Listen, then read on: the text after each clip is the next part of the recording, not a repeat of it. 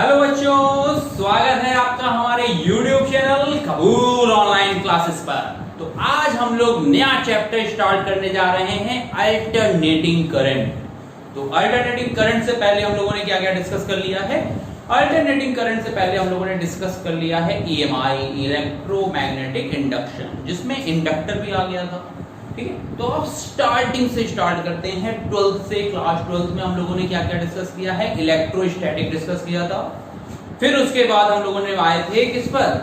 Current electricity पर। फिर उसके बाद हम लोग आए मैग्नेटिज्म पर। तो देखो, एक एक यूनिट बाय यूनिट चलेंगे हम लोग। तो हम लोगों ने सारे एलिमेंट पीछे के कवर कर लिए। क्या क्या आ चुका है हमारे पास? कैपेसिटेंस आ चुका है, कैपेसिटर आ चुका है, रजिस्टर आ चुका है और इंडक्टर आ गया।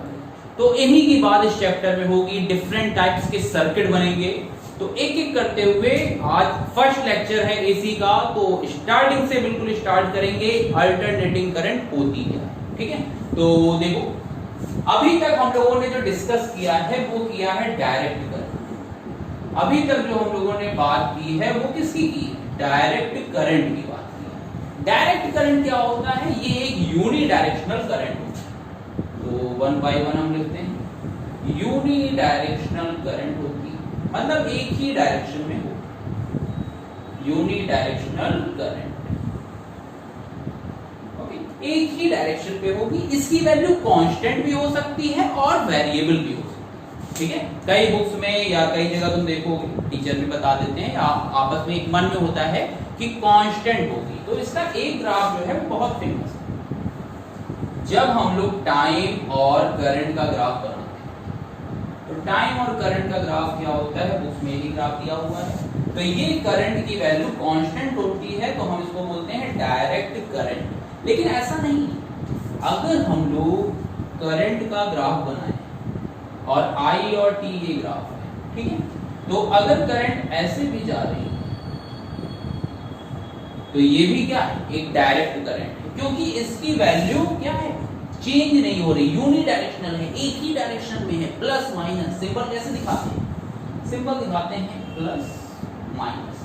मतलब एक बार अगर सर्किट स्टार्ट हो गया तो करंट का फ्लो हमेशा कहां से कहां तक जाएगा? प्लस से माइनस तक जाएगा। ठीक है, वेरिएबल करंट हो सकती है, डायरेक्ट करंट ऐसा नहीं है कि यही ग्राफ बने। डायरेक्ट करंट का ग्राफ ऐसा भी हो सकता है, यहां पर ये ऐसा भी ग्राफ चल सकता है। तो यहां पे देखो क्या है, करंट की वैल्यू माइनस में नहीं जा रही है, मतलब एक डायरेक्शन ही है, प्लस से प्लस जा रहा है। भले ही कहीं डिक्रीज हो रही होगी, कहीं इंक्रीज हो रही होगी, क्योंकि करंट जो है वो टाइम का फंक्शन हो सकता है। क्वेश्चन जब बनाते हैं तो करंट टाइम का फंक्शन वहां पर क्या है? हो सकता है। तो डायरेक्ट करंट की बात क्लियर है। डायरेक्ट करंट क्या होगा? यूनी डायरेक्शनल होगा, एक ही डायरेक्शन में जाएगी। कोई ऐसा नहीं है कि यही ग्राफ बनेगा। पॉजिटिव भी जा रही है, इंक्रीज भी कर सकती है, डिक्रीज भी कर सकती है, वो ग्राफ पर डिपेंड करेगा। ठीक है, अब लेकिन हम बात करते हैं किसकी? अल्टरनेटिंग करंट की। तो देखो, अब अल्टरनेटिंग करंट ये नोट कर लो। कहीं कोई डाउट हो तो पूछ ले, कमेंट सेक्शन में बता देना। कहीं पर जिस मिनट में वीडियो में डाउट आ रहा हो वो बता देना। ठीक है, तो ये नोट कर लो। और भी ग्राफ बन सकते हैं। करंट मान लो कि increasing function I equal to F T हो, तो ये ग्राफ इस टाइप से चला जाएगा। ठीक है, मतलब अपनी साइन को चेंज नहीं करेगा, क्योंकि सर्किट में तुम्हें पता है कि प्लस एक बार फिक्स हो गया और माइनस एक बार फिक्स हो गया, तो करंट की डायरेक्शन कहां से कहां जाएगी? प्लस से माइनस तक जाएगी। ठीक है, नेक्स्ट हेडिंग देखो, अल्टरनेटिंग करंट। कहीं भी किसी में भी डाउट हो तो पूछ लेना। नेक्स्ट हेडिंग है, चैप्टर की मेन हेडिंग है, अल्टरनेटिंग करंट। तो अल्टरनेटिंग करंट देखो क्या है। अल्टरनेटिंग करंट होती है कि जो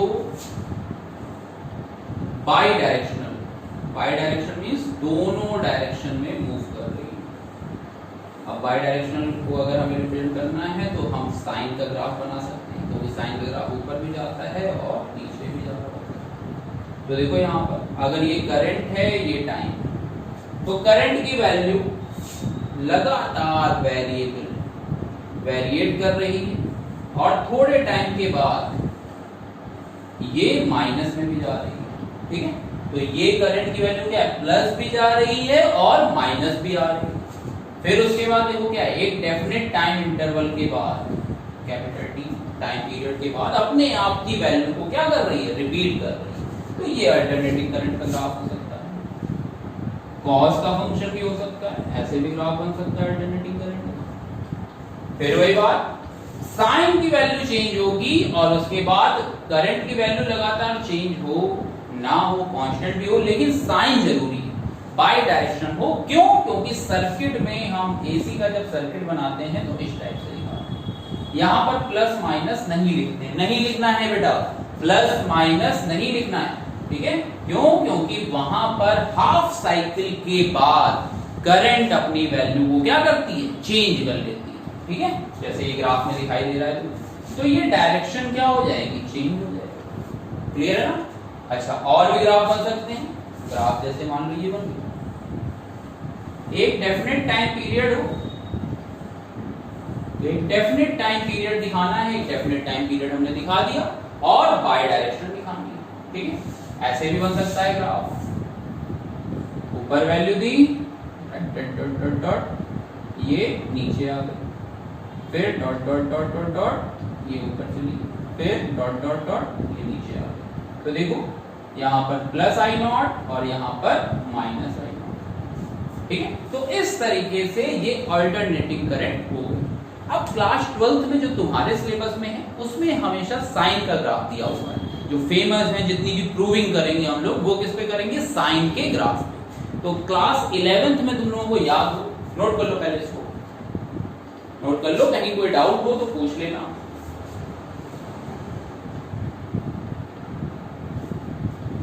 अल्टरनेटिंग करंट, तो सिंपल ये हो गया, करंट की डायरेक्शन ये हो गई, कभी जाएगी प्लस में, कभी जाएगी माइनस में, कभी खुशी कभी गम, तरम पम पम नाचेंगे हम सब, तरम पम पम तरम पम पम तरम पम पम पम। ओके, तो देखो अब हमेशा जो अल्टरनेटिंग करंट की बनाएंगे तो I इक्वल टू, इक्वेशन जो बनाएंगे वो बनेगी I not sine omega T plus five, ठीक है। I हो जाएगी इंस्टेंटेनियस करंट, सबको लिख लो, I हो जाएगी instantaneous current, instantaneous current.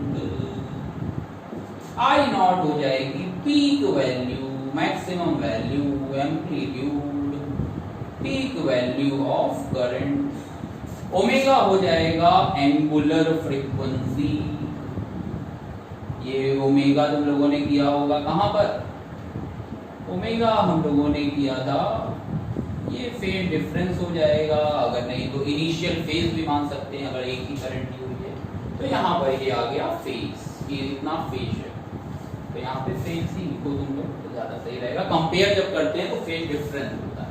T होता है टाइम, किस टाइम पर हमसे पूछी जा रही है, तो I equal to I not sine omega T plus 40। अच्छा, सेम ऐसे ही चलती है किसकी, EMF की भी या वोल्टेज की भी, तो उसकी इक्वेशन लिख लो, V equal to V not sine omega T plus 1। V फिर से वही इंस्टेंटेनियस वोल्टेज,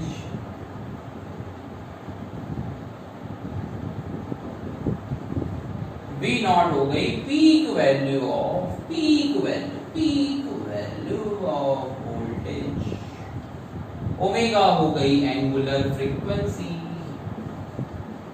और T हो गया टाइम, 5 हो गया फेज। अब इसमें सारी चीजें तो हमें पता है, बस फेज का एक डाउट रहता है कि फेज क्या होता है।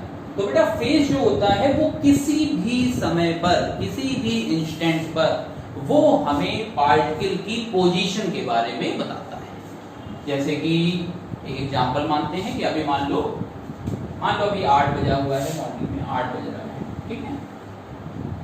अब मेरी क्लास 8 बजे से स्टार्ट हुई, तो 8 बजे मान लो 5 बच्चे आए हुए थे, क्योंकि बच्चे बड़े हो गए हैं तो कभी टाइम पे आते नहीं।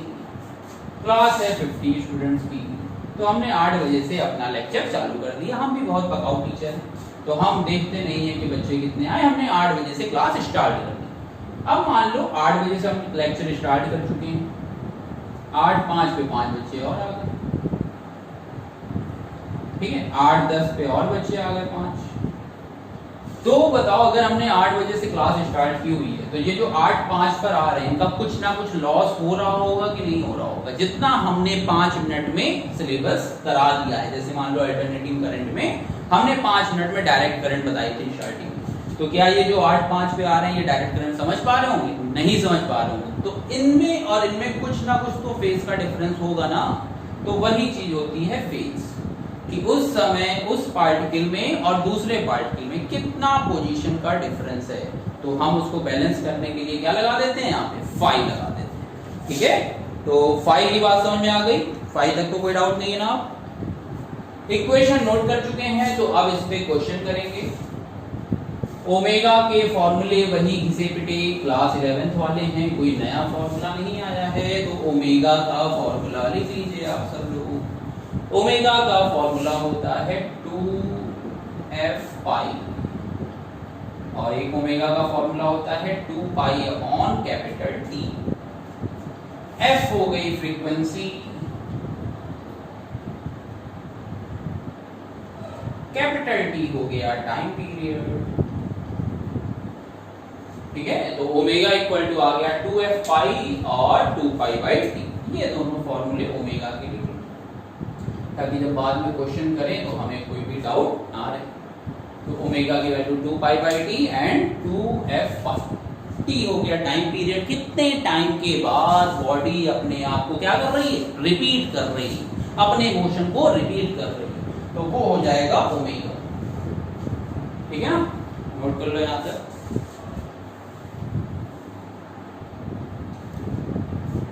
तो अब यहाँ पे देखो, अभी तक ओमेगा के फॉर्मूले कवर हो गए, इंस्टेंटेनियस करंट, इंस्टेंटेनियस वोल्टेज, ये सारी चीजें कवर हो गई। अच्छा, अब इस पे क्वेश्चन क्या क्या बनेगी, जैसे कि करंट यहाँ पर अगर हम डायग्राम बनाएं तो देखो यहाँ पर ये सर्किट ऐसे जा रहा है डायग्राम,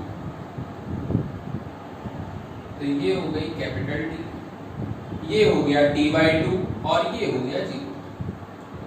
एक कोई करंट की इक्वेशन थी और उसका ग्राफ था, ठीक है। तो ये आ गया t/2 और ये हो गया t।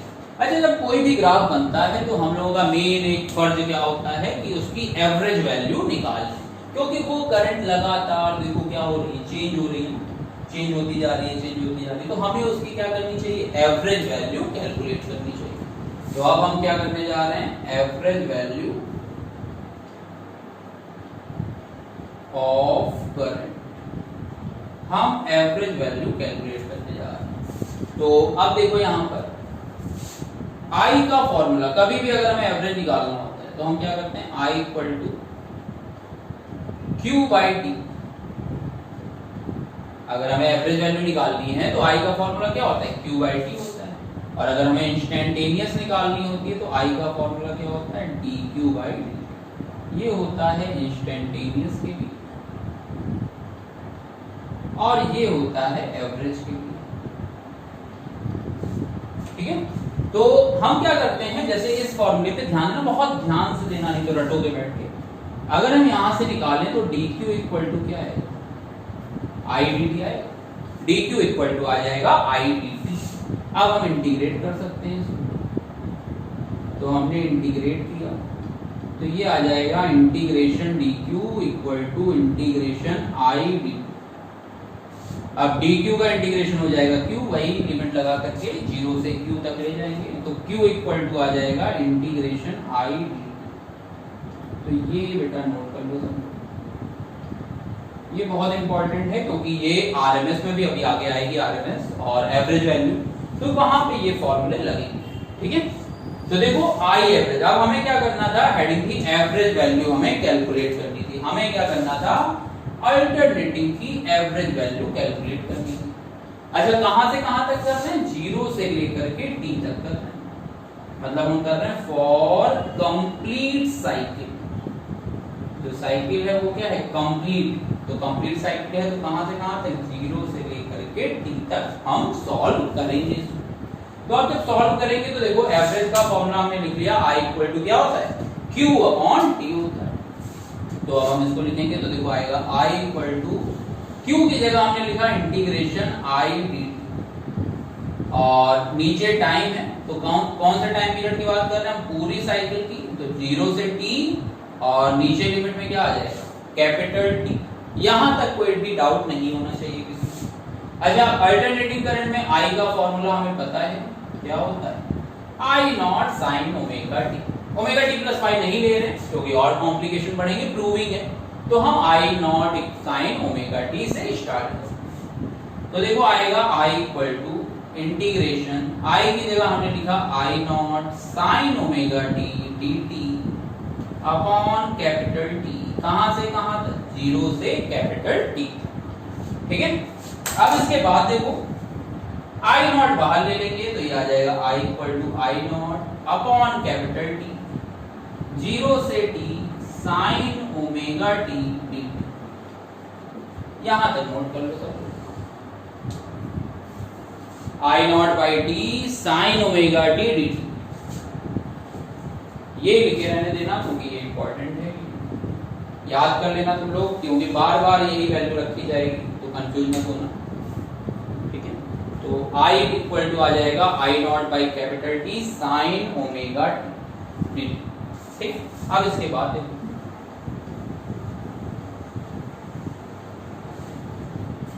इसके बाद जब हम सॉल्व करेंगे तो देखो आएगा I equal to I naught upon capital T sine omega t. Sine का याद है बेटा तुम सबको इंटीग्रेशन?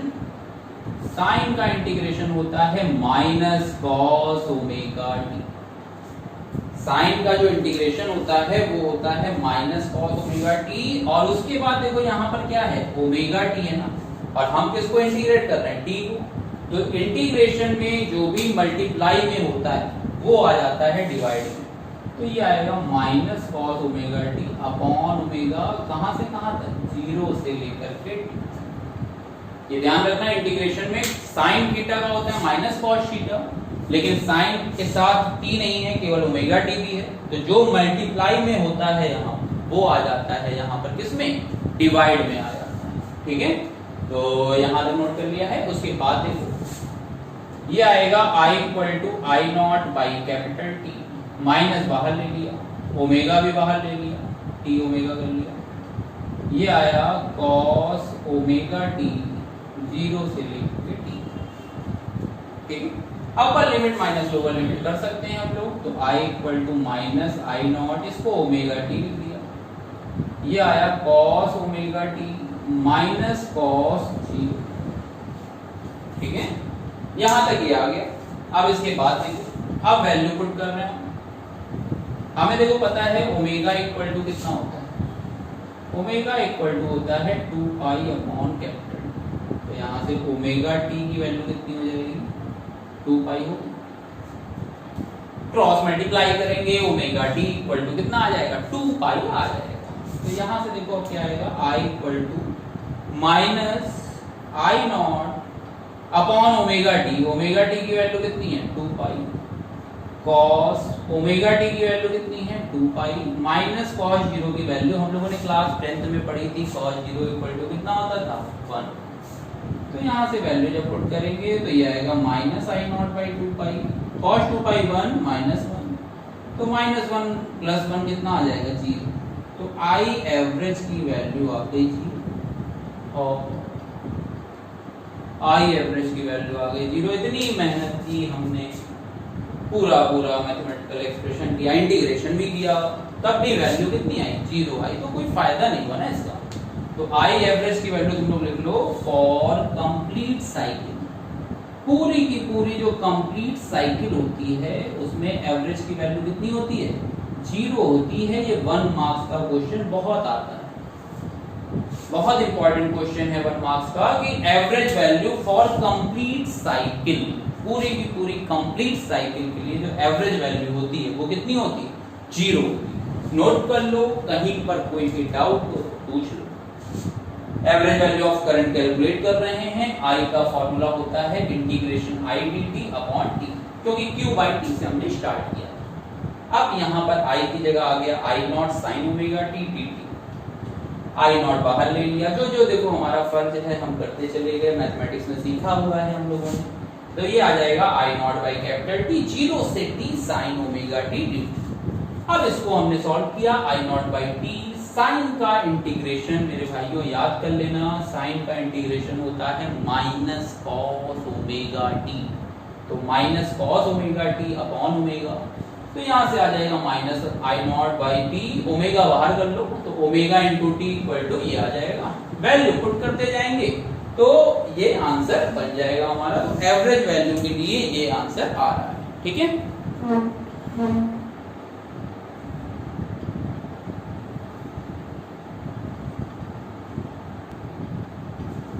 तो देखो एवरेज वैल्यू की वैल्यू कितनी आ गई, एवरेज वैल्यू है करंट के लिए 0। अच्छा इसको हम डायरेक्टली डायग्राम से भी देख सकते हैं, डायग्राम से देखते तो देखो ये पॉजिटिव साइकिल है और ये जो है t/2 से लेकर के t तक, यहाँ पे ये क्या है, ये है नेगेटिव साइकिल। तो अगर हम सम करते हैं, एवरेज का मींस क्या होता है, सम करते हैं, तो ये जितनी वैल्यू प्लस है उतनी वैल्यू क्या है, माइनस है, तो प्लस और माइनस सेम हो जाएगा, तो ये आई एवरेज जो आएगी वो कितनी आ जाएगी, 0 आ जाएगी। तो अगर प्रूविंग आती है इसकी क्यों 0 होती है, तब तो प्रूविंग करके बता दी हमने। अगर 1 मार्क्स में क्वेश्चन आता है तो तुम्हें कॉन्सेप्ट पता होना चाहिए कि जितनी भी करंट प्लस में बना रही है या उतनी ही करंट क्या है, माइनस में भी बना रही है, तो plus minus cancel each other, तो ये प्लस और माइनस कितना आ जाएगा, 0 आ जाएगा, ठीक है। तो ये आ गया एवरेज वैल्यू किसके लिए, कंप्लीट साइकिल के लिए। अब बेटा नेक्स्ट हेडिंग देखो, अब ये बात तो सही नहीं है क्योंकि एवरेज वैल्यू निकालनी तो पड़ती है हमें, तो पूरे साइकिल की तो निकल नहीं पाई, तो अब हम क्या करेंगे, अब हम एवरेज वैल्यू निकालेंगे किसकी, हाफ साइकिल की। हमें एवरेज वैल्यू किसकी निकालनी है, हाफ साइकिल की कैलकुलेट करनी। तो देखो हाफ साइकिल की जब कैलकुलेट करेंगे तो कैसे आएगा, फॉर्मूला वही होगा, हम लिख रहे हैं किसकी, average value for half cycle. Half cycle के लिए एवरेज वैल्यू लिख रहे हैं, और कहीं पर भी क्वेश्चन में अगर एवरेज वैल्यू पूछा जाए तो हाफ साइकिल का फॉर्मूला होता है, करंट पूरी साइकिल के लिए कितनी होती है, फुल साइकिल के लिए उसकी वैल्यू कितनी होती है, 0 होती है, ठीक है। तो अब देखो स्टार्ट करने जा रहे हैं प्रूविंग। तो यहाँ पे देखो I इक्वल टू फॉर्मूला क्या था, integration I dt upon t। तो अब की बार बेटा जब हम हाफ साइकिल के लिए कर रहे हैं तो लिमिट कहां से कहां तक जाएगी, 0 से t/2, और नीचे कितना आएगा, t/2। तो ये देखो आ जाएगा 2/t, 0 से t/2 I dt, I अभी किया हम लोगों ने, I not sine omega t dt। तो ये प्रूविंग लगभग वैसे ही जाएगी, I नॉट बाहर ले लेंगे तो 2I not upon t, integration sine omega t dt, कहां से कहां तक, 0 से t/2। अब इसके बाद साइन को इंटीग्रेट करना है, अभी हम लोगों ने किया भी था, तो I की वैल्यू आ गई 2I not upon capital T, sine का integration minus cos omega t होता है अपॉन ओमेगा 0 से t/2, ठीक है। तो ये माइनस को अब हमने बाहर ले गए, तो ये देखो आएगा I average equal to -2I not upon omega t cos omega t, कहां से कहां तक, 0 से t/2 तक, 0 से t/2 तक कितनी वैल्यू आ जाएगी, -2I not upon omega T. बहुत ही आराम से, बहुत ही प्यारा चैप्टर है, बिल्कुल भी गुस्साना नहीं है इस चैप्टर के ऊपर, क्योंकि यही बोर्ड में अच्छे नंबर भी देता है। ये ओमेगा टी स्मॉल होगा तो कॉस टी की जगह रखा t/2 माइनस कॉस टी, तो ये आ जाएगा -2I नॉट ओमेगा टी की वैल्यू अभी पुट करके बताते हैं लोग, तो देख लो यहीं पर देख लो, ओमेगा इक्वल टू अभी हम लोगों ने प्रूफ किया था ना, प्रूफ क्या किया था, पता था omega equal to omega into t equal to 2 तो ओमेगा टी इक्वल टू आ गया 2 तो अब यहाँ पुट कर दे रहे हैं, तो देखो -2I not upon omega t की वैल्यू आ गई 2 कॉस ओमेगा ओमेगा टी की वैल्यू देखो कितनी रखनी है 2 पाई बाई 2 माइनस कॉस 0 की वैल्यू कितनी होती है 1। तो 2 से 2 कैंसिल, तो ये आ गया minus I naught by pi. Cos pi की वैल्यू कितनी है -1 माइनस, तो माइनस माइनस हो गया -2 और बाहर माइनस पहले से था, फिर से लिख देना minus I naught by pi into minus, तो ये आ जाएगा 2 आई नॉट अपॉन पाई। तो आई एवरेज की वैल्यू आ गई 2 आई नॉट अपॉन पाई। ये फॉर्मूला लिख लो, ये किसके लिए होता है, ये होता है हाफ साइकिल। हाफ साइकिल के लिए इसकी वैल्यू जो होती है वो कितनी होती है 2 आई